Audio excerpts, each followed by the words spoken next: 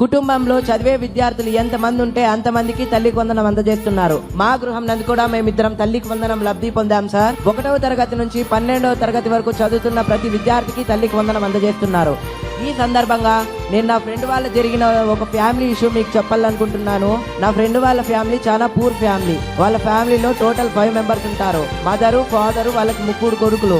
గత ప్రభుత్వం తల్లికి వందనం ఒకరికే ఇవ్వడం వల్ల ఒకరు మాత్రమే చదువుకోవడానికి వీలుంటుంది. మిగతా ఇద్దరు వాళ్ళ పేరెంట్స్ తో కలిసి కూలి పనికి వెళ్తా ఉంటారు. అది గమనించిన మన రాష్ట్ర ముఖ్యమంత్రి వర్యులు ఏ పిల్లవాడు ఇలా కూలి పనికి వెళ్ళకూడదు, 18 ఏళ్ల వయసు లోపున్న ప్రతి పిల్లవాడు కంపల్సరిగా పాఠశాలలో లేదా కళాశాలలో చదువుకోవాలా అనే గొప్ప సంకల్పంతో తల్లికి వందనం అనే పథకాన్ని అమలు చేయగా కుటుంబంలో ఎంతమంది విద్యార్థులుంటే అంతమంది విద్యార్థులకి తల్లికి వందనం అందజేస్తున్నారు. మీరు ఈ తల్లికి వందనం అందజేయడం వల్ల వాళ్ళు సంతోషంగా పాఠశాలకు వెళ్లి చదువుకోగలుగుతున్నారు సార్. మీరు ఇంత గొప్ప కార్యాన్ని తలపెట్టినందుకు నా హృదయపూర్వక నమస్కారాలు.